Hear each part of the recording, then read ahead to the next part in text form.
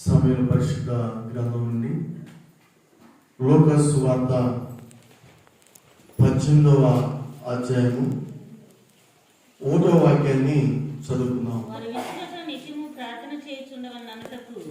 వారు విసుకక నిత్యము ప్రార్థన చేయుచుండవలెను అనుటకు ఆయన వారితో ఈ ఉపమానము చెప్పెను. ఈ రాత్రికాల సమయంలో పరిశుద్ధ గ్రంథం నుండి ప్రభు మనతో మాట్లాడుతున్నటువంటి సందేశము విసుకక నిత్యము ప్రార్థన చేయుట అనే మాటను కొద్ది నిమిషాలు మనం ధ్యానించుకుందాం. విసుకక నిత్యము ప్రార్థన చేయుట. ఒక విశ్వాసిగా, ప్రభు బిడ్డలుగా ఎప్పుడు మనం విసిగిపోతూ ఉంటాం, వేసారిపోతూ ఉంటాము అంటే మనం చేస్తున్నటువంటి ప్రార్థనకు జవాబు రానప్పుడు, మనం చేస్తున్నటువంటి ప్రార్థనలకు మనం ప్రతిఫలాన్ని పొందుకోలేనప్పుడు, మనం అడుగుతున్నటువంటి వాటిని దేవుడు ఇవ్వనప్పుడు, మనం దేనినైతే ప్రభుని అడుగుతూ ఉన్నామో అవి ఆలస్యం అవుతున్నప్పుడు ఏమవుతూ ఉంటామంటే, ఏ రీతిగా మనం జీవిస్తూ ఉంటామంటే విసిగిపోతూ ఉంటాం. అలాంటి విసిగిపోతున్నటువంటి సమయంలో దేవుని సన్నిధి నుండి దూరం అయిపోవడానికి అవకాశం ఉంటుంది. అలాంటి విసిగిపోతున్నటువంటి సమయంలో దేవుడిని మరిచిపోవడానికి అవకాశం ఉంటుంది. అలాంటి విసిగిపోతున్నటువంటి సమయంలో దేవుడిని మన నోటికి వచ్చినట్లుగా మాట్లాడటం కూడా జరుగుతుంది. ప్రియ దైవ జనాంగమా, కానీ ఇలాంటి పరిస్థితులన్నీ కూడా సంభవిస్తాయని, ఇలాంటి పరిస్థితులన్నీ కూడా జరుగుతూ ఉంటాయని దేవుడు ముందుగానే గుర్తెరిగినటువంటి దేవుడు కాబట్టి తాను ప్రేమించినటువంటి శిష్యులను ఉద్దేశించి వారికి ఉపమాన రీత్యా ఈ మాటను తెలియజేస్తున్నాడు. వారు విసుగుగా నిత్యము ప్రార్థన చేయడానికి. ఎందుకంటే మనం ఈ లోకంలో విసిగిపోతుంటాం మనుషులుగా కాబట్టి, శరీరానుసారంగా జీవిస్తున్నాం కాబట్టి, ప్రాణాత్మ శరీరాలతో మనం ఉంటున్నాం కాబట్టి మనం అనుకున్నది జరిగినప్పుడు విసిగిపోతాం. ఇంకెక్కడ దేవుడు ఉన్నాడు, ఎందుకు నాకు ఎట్లా జరిగింది, ఎందుకు నాకు ఇది సంభవించింది, ఎందుకు నాకు ఈ విధంగా నేను అనుకున్నది ఒకటి జరిగేది మరొకటి, నాకు కలిసి రావట్లేదు, లేక నేను అనుకున్న దానిలో విజయాన్ని సాధించట్లేదని విసిగిపోతూ ఉంటున్నాడు విశ్వాసిక జీవితంలో. అలాంటి విసిగిపోతున్నటువంటి వ్యక్తిని ఉద్దేశించి ప్రభు అంటున్నాడు కదా, నువ్వు విసుకోకుండా నిత్యం కూడా నువ్వు ప్రార్థన చేసినట్లయితే నీ ప్రార్థన అయినా అంగీకరించేటువంటి దేవుడిగా ఉన్నాడు, నీ ప్రార్థన ఆలోచించేటువంటి దేవుడిగా ఉన్నాడు, నీ ప్రార్థనకు జవాబునిచ్చేటువంటి దేవుడిగా ఉన్నాడు, నీ ప్రార్థనకు సమాధానం ఇచ్చేటువంటి దేవుడిగా ఉన్నాడు. కాబట్టి నీవు నేను చేయవలసిన పని ఏంటంటే విసుకోకుండా మనం ఏం చేయాలంటే నిత్యం కూడా మనం ప్రార్థన చేస్తూనే ఉండాలి. 2006 సంవత్సరం జూలై 13వ తారీఖున నెల్లూరు ప్రాంతం నుంచి ఈ నాగార్జున సాగర్ రైట్ బ్యాంక్ ప్రాంతానికి మేము వచ్చాం. జూలై 13వ తారీఖు వచ్చిన తర్వాత జూలై 13వ తారీఖు నుంచి 2007వ సంవత్సరం ఫిబ్రవరి నెల 11వ తేదీ వరకు కూడా ఈ మధ్యకాల సమయం అంతా కూడా ఏం చేయడం ప్రారంభించామంటే విసుకోకుండా నిత్యం కూడా ప్రార్థన చేస్తూనే ఉన్నాం. ప్రభువా, నెల్లూరు పట్టణం నుండి ఈ నాగార్జున సాగర్ ప్రాంతానికి ఒక దర్శనం ద్వారా మమ్మల్ని మీరు తీసుకుని వచ్చారు. సంఘాన్ని మీరు ప్రారంభించమంటున్నారు. ఏ రోజు మేము ప్రారంభించాలి, సంఘం ఎక్కడ ప్రారంభించాలి, ఏ విధంగా ప్రారంభించాలని ఉదయకాలం ముందు, మధ్యాహ్నం ముందు, సాయంకాల సమయం ముందు ప్రార్థన చేస్తూనే ఉన్నాం. ఆదివారం మాత్రం దీపెంతుకోస్ చర్చికి వెళ్తూ ఉండేవాళ్ళం. అలాంటి పరిస్థితుల్లో ఒక రోజున దీపెంతుకోస్ చర్చి బ్రదర్ యూనివర్సిటీ అనేటువంటి బ్రదర్ వచ్చాడు మమ్మల్ని దర్శించడానికి. సాయంకాలం 5 గంటలకి మేము తలుపులు వేసుకుని ఇంట్లో ప్రార్థన చేస్తున్నాం. 7-7:30 అయినా కానీ తలుపులు తీయట్లేదు. ఆయన బయటే కూర్చుని ఉన్నాడు. ఆ ప్రక్కనింట్లో చెప్తే అప్పటికి 2:30 గంటలైంది. ఆ బ్రదర్ వచ్చి తలుపులు తడితే అప్పుడు తలుపులు ఓపెన్ చేసాం. యూనివర్సిటీ బ్రదర్ చూసి ఆశ్చర్యపరిచాడయ్యా, ఎక్కడికి వెళ్ళినా నన్ను తీసుకుని వెళ్తూ ఉండేవాడు. ట్రాన్స్ఫర్ అయ్యి తెలంగాణలో చేస్తున్నాడు, దీపెందుకు చర్చి నడిపిస్తున్నాడు. ఇంత గొప్ప దైవజనులు ఈ ప్రాంతానికి దేవుడు తీసుకుని వచ్చారు బ్రదర్, మీరు తప్పకుండా రాబోతే నాలుగు అద్భుతమైన పరిచర్య జరిగిస్తాడని ఆయన కూడా మనల్ని దీవించి ఆశీర్వదించి వెళ్ళాడు.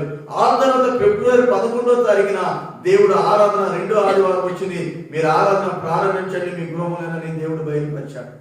దేవుని మాటకు లోబడి విధేయత చూపించి ఆ మొదటి ఆరాధన ఫిబ్రవరి 11వ తారీఖున ప్రారంభిస్తే మరి ఇద్దరు వ్యక్తులు కోటేశ్వరమ్మ రానకతో ప్రారంభించబడిన పరిచర్య మన పరిచర్య. కానీ ఈ మధ్యకాల సమయం జూలై 13వ తారీఖు నుండి ఫిబ్రవరి 11వ తారీఖు వరకు కూడా ఈ మధ్యకాల సమయంలో ఏం చేస్తామంటే విసుకోగా నిత్యము ప్రార్థన చేస్తూనే ఉన్నాం. ఎందుకంటే దేవుడు ఒక ఉద్దేశంతో మమ్మల్ని ప్రార్థన తీసుకొచ్చాడు. దేవుడు ఒక దర్శనం ద్వారా ఈ ప్రాంతాన్ని తీసుకొచ్చాడు. దేవుని చిత్తాన్ని మేము చేయాలి, దేవుని ఉద్దేశాన్ని మేము జరిగించాలి, దేవుని యొక్క మాటకు మేము లోబడాలి, దేవుని మాట విధేయత చూపించాలి. కాబట్టి ఆ సంఘాన్ని స్థాపించాలి, సంఘాన్ని కట్టాలి, ఆత్మలను నడిపించాలి, సంఘాన్ని ప్రారంభించాలి. కాబట్టి ఈ ప్రాంతంలో మా అనేటువంటి వారు ఎవరు కూడా తెలియదు. ఒక దైవ దర్శనం ప్రకారంగా మా ఇంటి వారు ఎంత సీనాను వాళ్ళ యొక్క కుటుంబం, ప్రసాద్ కాకరి కుటుంబం తప్ప ఈ 2 కుటుంబాలు తప్ప ఎవరు తెలియదు. ఏది ఉన్నా వాళ్ళ దగ్గరికి వెళ్ళేవాడిని, వాళ్ళే మాకు సపోర్టర్స్ గా నిలబడ్డారు ఉన్నంత కాలం కూడా. కానీ దేవుని వాక్యం సెలవిస్తుంది, విసుకోకూడదు. అన్ని రోజులు ప్రభావ మేము మమ్మల్ని నెల్లూరు ప్రాంతం నుండి సాగరం తీసుకొచ్చాం. రేపు ఆదివారం వచ్చేస్తుంది, ఈ ఆదివారం మేము సంఘాన్ని ప్రారంభిస్తాం ప్రభా, మరి ఎవరిని పిలవాలని చెప్పి లేక ఆదివారం మన సొంత ఇష్టం, సొంత జ్ఞానము, తెలివి, సామర్థ్యం చొప్పున ఆదివారం ఆరాధన ప్రారంభించలేదు.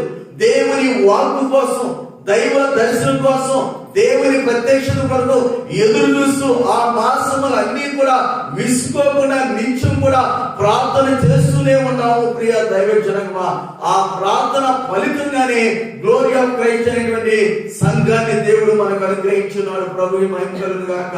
హల్లెలూయా. అదే లోకసువార్త 18వ అధ్యాయము, లోకసువార్త 18వ అధ్యాయము 7వ వాక్యంలో దేవుని వాక్యం సెలవిస్తుంది, దేవుడు తాను ఏర్పరచుకున్న వారు దీవారాత్రులు తను గూర్చి మొరపెట్టుకొనిచుండగా వారికి న్యాయము తీర్చడా, ఆయన వారికి త్వరగా న్యాయము తీర్చును, వారి విషయమే కదా ఆయన దీర్ఘశాంతము చూపుచున్నాడని మీతో చెప్పుచున్నాను. హల్లెలూయా. దేవుడు తాను ఏర్పరచుకున్నటువంటి వారు, దేవుడు ఎవరినైతే ఏర్పాటు చేసుకుంటాడో, దేవుడు ఎవరినైతే ఎన్నిక చేసుకుంటాడో, దేవుడు ఎవరినైతే పిలిచాడో, దేవుడు ఎవరినైతే దర్శిస్తున్నాడో, దేవుడు ఎవరికైతే ప్రత్యక్షమయ్యాడో, ఆ రీతిగా దేవుడు ఎవరినైతే పిలిచాడో వారు ప్రార్థన చేస్తున్నప్పుడు వారి ప్రార్థన దేవుడు ఆలకించడా, వారి ప్రార్థన దేవుడు ఖచ్చితంగా ఆలకిస్తాడు. ప్రియ దైవ జనాంగమా, మెసొపొటేమియా ప్రాంతంలో ఉన్నటువంటి అబ్రహాము అనేటువంటి వ్యక్తిని దేవుడు పిలిచాడు. పిలిచినటువంటి దేవుడు నమ్మదగిన దేవుడు. కాబట్టి ఎప్పుడైతే అబ్రహామును దేవుడు పిలిచాడో, అబ్రహామును దేవుడు ఎన్నుకున్నాడో, అబ్రహామును దేవుడు ఏర్పాటు చేస్తున్నాడో, వెంటనే అబ్రహాము బలిపీఠము కట్టి యెహోవా నామమున మోకరించి ప్రార్థన చేయడం ప్రారంభించాడు. అబ్రహాము యొక్క ప్రార్థన దేవుడు ఆలకించడం ప్రారంభించాడు. హల్లెలూయా. అబ్రహాము ప్రార్థన చేయడం ప్రారంభించాడు, దేవుడు అబ్రహాము ప్రార్థన ఆలకించడం ప్రారంభించాడు. చూడండి, ఇక్కడ గమనించండి. ఇంతకు ముందు అబ్రహాము ప్రార్థన చేసేవాడు కాదు, ఇంతకు ముందు అబ్రహాము బలిపీఠం కట్టలేదు, ఇంతకు ముందు అబ్రహాము మోకరించలేదు, ఇంతకు ముందు అబ్రహాము 2 చేతులు ఆకాశం వైపు ఎత్తలేదు, ఇంతకు ముందు అబ్రహాము నోటి నుండి ప్రార్థన రాలేదు. కానీ ఇప్పుడైతే అబ్రహాము మోకరించాడు, 2 చేతులు ఆకాశం తట్టు ఎత్తాడు, బలిపీఠాన్ని కట్టాడు, మోకరించాడు. సృష్టికర్తైన దేవునికి, లోక రక్షకుడైన తండ్రికి మోకరించి ప్రార్థన చేస్తున్నాడు. ప్రియ దైవ జనాంగమా, అబ్రహాము ప్రార్థన ఆలకించాడు. అందుముందు అబ్రహాము వెండి లేదు, అందుముందు అబ్రహాముకి బంగారం లేదు, అందుముందు అబ్రహాముకి పశువులు లేవు, అందుముందు అబ్రహాము అంత ధనవంతుడు కాదు. ఎప్పుడైతే ప్రార్థన చేయడం ప్రారంభించాడో, ఎప్పుడైతే దేవుడు అబ్రహాము యొక్క ప్రార్థన ఆలకించడం ప్రారంభించాడో, వెంటనే వెండి వచ్చింది, బంగారం వచ్చింది, ధనం వచ్చింది, బహుగా పశువులు కలిగిన వాడై గొప్ప ఆశీర్వాదుడుగా, ధనవంతుడుగా దేవుడు ఆశీర్వదించాడు. కానీ ఎప్పుడో ఆశీర్వదించబడ్డాడు అబ్రహాము అనగా దేవుడు ఏర్పాటు చేసుకున్నాడు కాబట్టి అబ్రహాముని, దేవుడు పిలిచాడు కాబట్టి అబ్రహాముని, దేవుడు దర్శించాడు కాబట్టి అబ్రహాముని, దేవుడు ప్రత్యక్షమయ్యాడు కాబట్టి ఈ రాత్రి ఏ స్థలంలో ఉన్నా, ఏ స్థితిలో ఉన్నా, ఏ ప్రాంతంలో ఉన్నా, ప్రభు నీతో నాతో మనందరితో మాట్లాడుతున్నాడు. దేవుడు నీకు ప్రత్యక్షమయ్యాడు, దేవుడు నిన్ను దర్శించాడు, దేవుడు నీతో మాట్లాడుతున్నాడు, దేవుడు నిన్ను పేరు పెట్టి పిలిచున్నాడు. ఒక నామకార్థమైన క్రైస్తవ కుటుంబంలో ఉండేనా, ఒక సాంప్రదాయ సిద్ధాంతాలతో కూడినటువంటి అన్ని జనాంగంలో దేవుడిని ప్రత్యేకపరిచి వేరుపరిచి పేరు పెట్టి నిన్ను పిలిచాడు. కాబట్టి ఆ దేవుని సన్నిధిలో మోకరించి నువ్వు ప్రార్థన చేయడం ప్రారంభిస్తే నీ జీవితంలో అద్భుతమైన ఆశ్చర్యమైన కార్యాన్ని జరిగిస్తాడు. ప్రియ దైవ జనాంగమా, ఎంఏ మొదటి సంవత్సరం చదువుతూ ఉన్నాను. దేవుని తెలుసుకున్నటువంటి కొత్త దినాలు, తొలి దినాలు బాగా ప్రార్థన చేసుకునేవాడిని. తెల్లవారుజామున 3 గంటలు లేచి ఆ ప్రార్థన చేస్తున్నప్పుడు ఒక రోజున నేను కాలేజీకి వెళ్తున్నాను, యూనివర్సిటీకి. మా నాన్న వచ్చి అంటున్నాడు, మాకు ఒక 2 ఎకరాల పొలం ఉంది, పొలంలో ఎరువేయడానికి నా దగ్గర డబ్బులు లేవు, తెగులు వచ్చింది, తాటాకు తెగులు, ఆ ఒలి దుబ్బులన్నీ కూడా ఎండిపోతున్నాయి, ఏం చేయాలో అర్థం కావట్లేదు అని చెప్పి నాతో ఒక మాట అన్నాడు. వెంటనే మా నాన్న పొలం పనికి వెళ్ళిపోయాడు. నేను యూనివర్సిటీకి, కాలేజీకి, ఎంఏకి వచ్చేసాను. ఇక ఆ అంశాన్ని గట్టిగా పట్టుకున్నాను. ప్రభా, మా ఇంట్లో డబ్బులు లేవని మా నాన్న చెప్పాడు, పొలం 2 ఎకరాల పొలం కూడా ఎండిపోతుంది, ఒలి దుబ్బులన్నీ కూడా తెగులు వచ్చింది అన్నాడు. కానీ మాకు ఇచ్చేటువంటి వారు ఎవరైనా ఉంటే ఆ డబ్బులు సహాయం చేయ ప్రభు అని ప్రార్థన చేస్తున్నాను. ఆ మరుసటి రోజు 1 గంట లేచాను. నేను 6 గంటల ట్రైన్కి ఎక్కాలి రేపటి నుంచి గుంటూరుకి. 1 గంట లేచి ప్రార్థన చేస్తున్నప్పుడు ఒక దర్శనాన్ని చూపించాడు. ఆ దర్శనం ఏమిటంటే, మా ఊరు మొత్తం మీద ఒకే ఒక వ్యక్తి ధనవంతుడు ఉన్నాడు. వాళ్ళ అబ్బాయి Andhra bank regional bank manager అనమాట, ఆంధ్ర మొత్తానికి కూడా. వాళ్ళ నాన్నగారు ఆయన చూపించి, నువ్వు వెళ్ళి అతను అడుగు, అతను నీకు 5,000 రూపాయలు ఇస్తాడని దేవుడు దర్శనం చూపించాడు. వెంటనే ఉదయకాలం నేను కాలేజీకి వస్తాను, మా నాన్న లేపి, నువ్వు ఆయన పేరు ఆంధ్రయ, నువ్వు వెళ్ళి ఆ తాతగారిని అడుగు, దేవుడు చెప్పాడు నాకు ఖచ్చితంగా ఆయన డబ్బులు ఇస్తాడు అని. వెళ్ళి మా నాన్న వెళ్ళి అడిగాడు. ఉదయం 7:30 గంటలకి నా దగ్గర డబ్బులు లేవు, దొరకవు అని చెప్పి ఇస్తాను అన్నాడు. నేను కాలేజీ నుండి తిరిగి వచ్చాను. మా నాన్న చెప్పాడు డబ్బులు లేవు, దొరకవని. కాదు, దేవుడు చెప్పాడు కాబట్టి ఇస్తాడు, నేను మరలా ఈ రాత్రి ప్రార్థన చేస్తానని 2వ రాత్రి మరలా 1 గంట ప్రార్థన కూర్చున్నాను. దేవుడు మరలా అదే దర్శనాన్ని చూపించాడు. మరలా 2వ రోజు ఉదయకాలం మందు 6:30 గంటలకి ఏ వ్యక్తి అయితే డబ్బులు ఇవ్వనన్నాడో అదే వ్యక్తి 5,000 రూపాయలు కొత్త నోట్లు అనమాట, 100 రూపాయల నోట్లు, కొత్త నోట్లు తీసుకొచ్చి మా నాన్న చేతులు పెట్టి, నాకు వడ్డీ వద్దు, నోటు రాయొద్దు, మీ దగ్గర ఉన్నప్పుడు ఇవ్వమని డబ్బులు ఇచ్చేయండి. ప్రభు మహిమ. ఈ సాక్ష్యం నా జీవితాన్ని ఎంతగా బలపరిచిందంటే, వెళ్ళేది కాలేజీ స్టూడెంట్స్ మధ్య చదువుకునేది. కాలేజీ ఎడ్యుకేషన్ అంటే ఎట్లా ఉంటుందో తెలుసు, కానీ దేవుడు నన్ను వేరు చేశాడు, దేవుడు నన్ను ప్రత్యేకపరిచాడు. నా తల్లిదండ్రులకి చదువు లేదు, విద్య లేదు, ఇద్దరు కూడా ఏలు ముద్ర, వాళ్ళు దేవుని గురించి అవగాహన లేదు. కానీ ఒక దైవికంగా దేవుడు ఆ విగ్రహారాధన కుటుంబంలో నుండి, అన్ని జనాంగంలో నుండి నన్ను పట్టుకున్నాడు, విగ్రహారాధనలో నుండి నన్ను ఏర్పాటు చేసుకున్నాడు, విగ్రహారాధనలో నుండి నన్ను విడిపించాడు. కాబట్టి నేను ఒక సత్యాన్ని తెలుసుకున్నాను, నేను సృష్టికర్త అయిన దేవుడిని తెలుసుకున్నాను. ఆ దేవునికి నేను ఎందుకు ప్రార్థన చేయకూడదు, ఆ దేవుని దగ్గర నేను ఎందుకు మోకరించకూడదు, ఆ దేవుని దగ్గర నేను ఎందుకు అంగలార్చకూడదు, నా కుటుంబ సమస్యలు నేను ఎందుకు చెప్పకూడదు, నా కుటుంబాన్ని బట్టి ఎందుకు నేను ప్రార్థన చేయకూడదని పట్టుదల, పౌరుషము, రోషం అనేటువంటిది కలిగింది. కాబట్టి ఆ పట్టుదల కలిగినటువంటి ప్రార్థన నేను ప్రార్థన చేస్తూ ఉండేవాడిని, దేవుడు జవాబులు ఇస్తూ ఉండేవాడు. ప్రియ దైవ జనాంగమా, ఈ రీతిగా నా ఆత్మీయ జీవిత యాత్ర తొలి దినాల్లో ప్రారంభమైంది 96వ సంవత్సరంలో. ప్రియ దైవ జనాంగమా, దేవుని వాక్యం సెలవిస్తుంది, దేవుడు తాను ఏర్పరచుకున్న వారు దీవారాత్రులు తనను గూర్చి మొరపెట్టుచుండగా ఆయన వారికి త్వరగా న్యాయము తీర్చడా. ఆయన త్వరగా న్యాయము తీర్చేటువంటి దేవుడు. ప్రియ దైవ జనాంగమా, దేవుడు తల్లి గర్భంలో పిండోత్పత్తి రూపింపక మునిపే నిన్ను నన్ను మనం అందరూ కూడా దేవుడు ఎన్నుకున్నాడు. దేవుని పోలిక చొప్పున, దేవుని స్వాధీనతలో ప్రభు మనల్ని సృష్టించాడు. ఆ సృష్టించినటువంటి దేవుడు కోరుకుంటున్నటువంటిది ఏమిటంటే, ఆ దేవునికి మనం ప్రార్థన చేయాలి, ఆ దేవునికి మనం మొరపెట్టాలి. అందుకే లూకాసు సువార్త 19వ అధ్యాయము 10వ వాక్యంలో రాయబడింది, నశించిన దానిని వెదకి రక్షించడానికి మనిషి కుమారుడు ఈ లోకానికి వచ్చెను. హల్లెలూయా. ఎవరు నశించిపోతున్నారు ఈ లోకంలో? ఏ కుటుంబం నశించిపోతుంది ఈ లోకంలో? ఏ సమాజం నశించిపోతుంది ఈ లోకంలో? ఆ నశించిపోతున్న కుటుంబం కుటుంబంలో నుండి, నశించిపోతున్న సమాజంలో నుండి, ఈ నశించిపోతున్న సొసైటీలో నుండి దేవుడు నిన్ను నన్ను లేవనెత్తాడు. దేవుడు నిన్ను నన్ను ఏర్పాటు చేస్తున్నాడు. దేవుడు నిన్ను నన్ను పేరు పెట్టి పిలిచాడు. దేవుడు నీకు నాకు ప్రత్యక్షమయ్యాడు.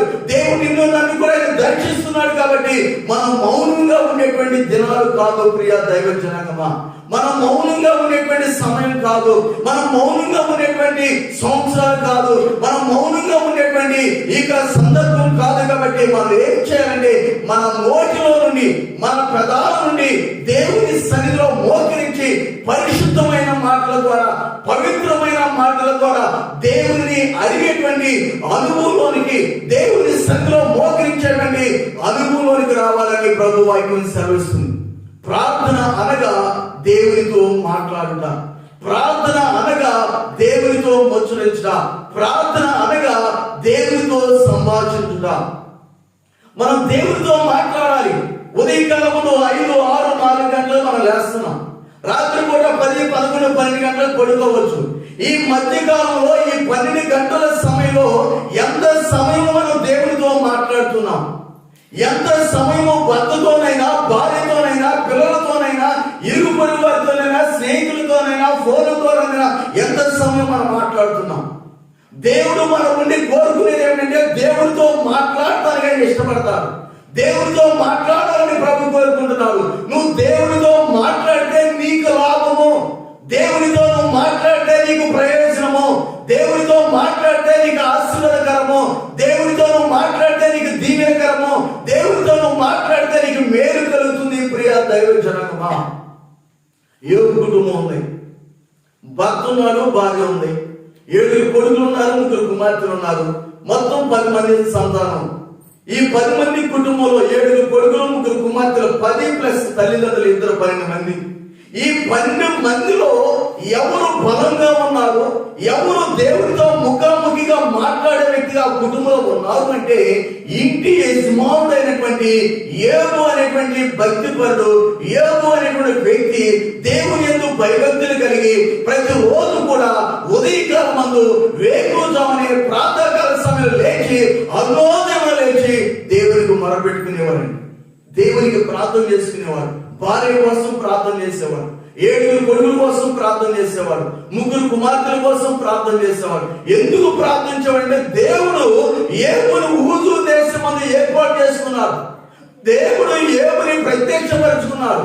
యోబును దేవుడు పిలిచాడు. ఆయనతో దేవునితో సహవాసం చేయడానికి, దేవునితో సాంగత్యం చేయడానికి యోబుని దేవుడు పిలిచాడు.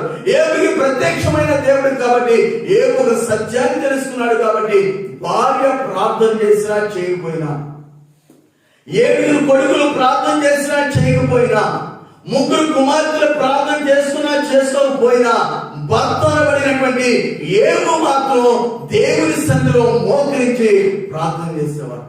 అలాంటి ప్రార్థన యోధుడు, అలాంటి ప్రార్థన పరుడు, కన్నీరు కార్చేటువంటి వాడు, రోధించేటువంటి వాడు, విజ్ఞాపన చేసేవాడు, అంగలార్చేటువంటి వాడు. ఒక రోజున కష్టాలు ప్రారంభమైంది. 7 కొడుకులు చనిపోయారు, 3 కుమార్తెలు చనిపోయారు, పనివారు చనిపోయారు, సమస్తం కోల్పోయాడు. తనను చూస్తే కురుపులు వ్యాధి వచ్చింది. శిలాపెండు తీసుకున్నాడు, కురుపులను గోపుకుంటున్నాడు, గీక్కుంటున్నాడు, రసికలు కారుతుంది. మరొక వైపున భార్య వచ్చి మాట్లాడుతుంది, ఇంకెక్కడ నీ దేవుడు ఉన్నాడు, ఆ దేవుడు దూషించి నువ్వు చావు అని భార్య మాట్లాడుతుంది. కానీ దేవుని సన్నిధిలో యోబు మాత్రం తన నోటి మాటతోనైనా పాపము చేయలేదు, అపవిత్రమైన మాట మాట్లాడలేదు, అపరిశుద్ధమైన మాట మాట్లాడలేదు. ఒకే ఒక మాట అన్నాడు, మూర్ఖురాలు మాట్లాడినట్లు నువ్వు మాట్లాడవద్దు. మనం దేవుని వలన మేలు అనుభవించదమా, కీడు కూడా అనుభవించడానికి మనం యోగ్యులమే అన్నాడు. దేవుడు ఆ మాటను గట్టిగా పట్టుకున్నాడు, ఆ విశ్వాసాన్ని గట్టిగా పట్టుకున్నాడు, ఆ నమ్మకాన్ని గట్టిగా పట్టుకున్నాడు. కాబట్టి మొదట ఇచ్చిన ఆశీర్వాదాల కంటే మరి అధికంగా యోబును దేవుడు ఆశీర్వదించాడు. హల్లెలూయా. కుటుంబంలో ఒక వ్యక్తిని దేవుడు ఏర్పాటు చేసుకుంటాడు. మొట్టమొదటి కుటుంబంలో ఒక వ్యక్తిని దేవుడు ఏర్పాటు చేసుకుంటాడు. ఆ వ్యక్తిని బట్టి ఆ కుటుంబం రక్షించబడాలని ప్రభు కోరుకుంటాడు. ఆ వ్యక్తిని బట్టి ఆ ఇంట్లో ప్రార్థన ఉండాలని ప్రభు కోరుకుంటాడు. ఆ వ్యక్తిని బట్టి ఆ ఇంట్లో ప్రార్థన బలిపీఠం కట్టాలని దేవుడు కోరుకుంటాడు. ఆ వ్యక్తి ఆ ఇంట్లో తల్లిదండ్రుల నిమిత్తమై, భార్య భర్తల నిమిత్తమై, బిడ్డల నిమిత్తమై అంగరాచాలని ప్రభు కోరుకుంటాడు. ప్రియ దైవ జనగమా. దేవుని వాక్యం సెలవిస్తుంది, పరిశుద్ధాత్మ దేవుడు మనతో మాట్లాడుతున్నాడు. దేవుడు తాను ఏర్పరచుకునేటువంటి వారు దీవారాత్రము తనకు మొరపెడితే ఆయన వారికి న్యాయం తీర్చగా త్వరగా న్యాయాన్ని జరిగించేటువంటి దేవుడని ప్రభు మనం దర్శిస్తున్నాడు. ప్రియ దైవ జనగమా, ఈ 40 దినాలు పగలు రాత్రి ప్రత్యేక ప్రార్థనలో 5వ రాత్రి ప్రభు మనతో మాట్లాడుతున్నాడు. నువ్వు దేవునికి మొరపెట్టగలుగుతున్నావా? నీ జీవితంలో విసుగక నిత్యము ప్రార్థన చేస్తున్నావా? కొన్ని అంశాలను మీరు తీసుకోండి, కొన్ని అవసరాలను తీసుకొని ఒక పేపర్ మీద రాసి పెట్టండి, లేక ఒక డైరీలో రాసుకోండి. ఆ అంశాల కోసం మీరు ప్రార్థన చేసేటువంటి తేదీని రాయండి. మరలా మీరు ప్రార్థన చేస్తున్నప్పుడు మీరు చేస్తున్న అంశానికి దేవుడు ఒక డేట్ అనగా జవాబులు ఇస్తాడు. ఆ జవాబు ఇచ్చేటువంటి డేట్ కూడా మరలా మీ డైరీలో రాసుకోండి. మన దేవుడు మాట్లాడేటువంటి దేవుడు, మౌనంగా ఉండేటువంటి దేవుడు కాదు. తాను ఏర్పాటు చేసుకున్నాడు మనందరినీ కూడా. అంత్య లోకంలో పిలువబడిన వారు అనేక మంది ఉన్నారు, కానీ ఏర్పరచబడినటువంటి వారు మనం కాబట్టి మనమే దేవుణ్ణి ఆరాధిస్తున్నాం. ఏర్పాటు చేయబడిన జనాంగం కాబట్టి మనమే ప్రభుకి మోకరించి ప్రార్థన చేస్తున్నాం. మన దేవుడు సమాధానం ఇచ్చే దేవుడు, మన దేవుడు జవాబునిచ్చేటువంటి దేవుడు, మన దేవుడు ఐశ్వర్యం ఇచ్చేటువంటి దేవుడు, మన దేవుడు ఒక ఉన్నతమైన స్థాయిలో ఉన్నతమైన స్థితిలో ఉంచేటువంటి దేవుడు. ప్రియ దైవ జనగమా, అలాంటి దేవుని పరిశుద్ధ నామానికి మనం ఏం చేయాలంటే మోకరించి 2 చేతులు కూడా పైకెత్తి దేవునికి మనం ప్రార్థించేటువంటి వ్యక్తులుగా ఉండాలి. మనం ప్రార్థన చేస్తున్నప్పుడు దేవుడు అద్భుతమైనటువంటి ఆశ్చర్యమైన కార్యాలు జరిగిస్తాడు. కాబట్టి ఈ రాత్రి ప్రభు మనతో మాట్లాడుతున్నాడు, విసుగక నిత్యము ప్రార్థన చేయాలని ప్రభు మాట్లాడుతున్నాడు. నువ్వు విసుకోకున్నకు వేళ నీ జీవితంలో నువ్వు చేస్తున్న ప్రార్థనకు జవాబు రావట్లేదని, నువ్వు అడుగుతున్నటువంటి ప్రార్థన అంశాలకు జవాబు త్వరగా అందట్లేదని, ఒకవేళ విసిగిపోతున్నావేమో, ఒకవేళ నిరుత్సాహానికి లోనవుతున్నావేమో, నీవు మాత్రం ప్రార్థనలో ఆగిపోకుండా, ప్రార్థన మానకుండా దినదినము అనుదినము అనుక్షణం కూడా విసుగక నిత్యము ప్రార్థన చేయాలని ప్రభు తెలియజేస్తున్నాడు. కాబట్టి అలాంటి ప్రార్థన ఆత్మ ప్రభు నీకు నాకు మనందరికీ అనుగ్రహిస్తాడు. కాబట్టి ఒక తీర్మానం చేద్దాం, ఒక నిర్ణయానికి వద్దాం. ఈ రాత్రి మోకరించండి. పరిశుద్ధాత్మ దేవుడు అలాంటి ప్రార్థన ఆత్మతో ప్రభు మనం నింపుతున్నాడు. ఈ రాత్రి మనం చేయబోతున్నటువంటి ప్రార్థనకు జవాబు రాబోతుంది. కాబట్టి అందరూ కూడా మోకరిద్దాం ప్రియ దైవ జనగమా, అందరూ కూడా మోకరిద్దాం ప్రియ దైవ జనగమా. ఈ రాత్రి కాల సమయంలో పరిశుద్ధాత్మ దేవుడు నిన్ను దర్శిస్తున్నాడు. ఈ రాత్రి కాల సమయంలో పరిశుద్ధాత్మ దేవుడు నీతో మాట్లాడుతున్నాడు. నీ జీవితంలో విసిగిపోతున్నావా, నిరాశకు లోనవుతున్నావా, నిరుత్సాహానికి కృంగిపోతున్నావా? ప్రియ సహోదరి సహోదరా, నిరాశ నిరుత్సాహం కృంగిలా ఉన్నప్పటికీ ప్రభు నీతో మాట్లాడుతున్నాడు. ఈ రాత్రి దేవుడు నిన్ను ఏర్పాటు చేస్తున్నాడు. నీ కుటుంబంలో నుండి ప్రభు నిన్ను ఏర్పాటు చేస్తున్నాడు. నీ తండ్రి కుటుంబంలో నుండి ప్రభు నిన్ను ఏర్పాటు చేస్తున్నాడు. నీ బంధువుల మధ్య నుండి ప్రభు నిన్ను ఏర్పాటు చేస్తున్నాడు. నీ అన్నదమ్ముల మధ్య నుండి ప్రభు నిన్ను ఏర్పాటు చేస్తున్నాడు. నీ స్వజనుల మధ్య నుండి ప్రభు నిన్ను లేవనెత్తి ప్రత్యక్షమయ్యాడు. నిన్ను పేరు పెట్టి పిలిచేటువంటి గొప్ప దేవుడు.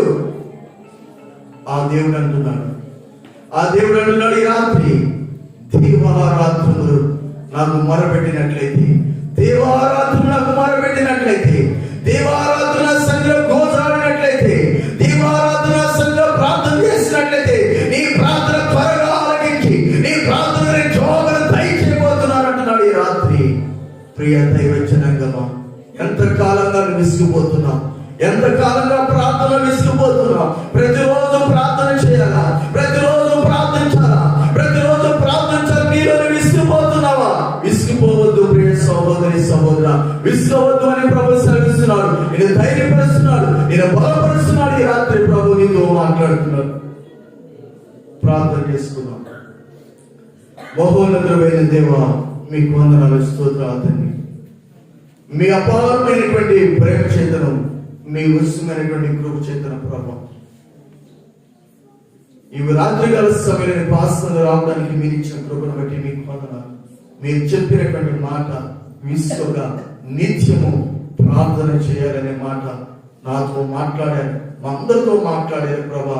ఈ 40 దినాలు పగల రాత్రి ప్రత్యేక ప్రార్థనలో 5వ రాత్రి మీరు మమ్మల్ని దర్శించినందుకు మీకు వందనాలు. మా ప్రియ సహోదరి సహోదరులు ఎవరైతే విసిగి వేసారిపోతున్నారో ప్రభా, ఆ విధంగా వారు విసుకోకుండా నిత్యముని సంధిలో అంగలార్చేటువంటి కృప, నిత్యముని సంధిలో సన్నిధిలో ప్రార్థించేటువంటి ధన్యత, నిత్యముని సన్నిధిలో మోకరించేటువంటి కృపను మీరు దయచేయమని ప్రార్థిస్తూ యేసు అధికారం నామములో అడిగి వేడుకొంచున్నాం తండ్రి. ఆమేన్.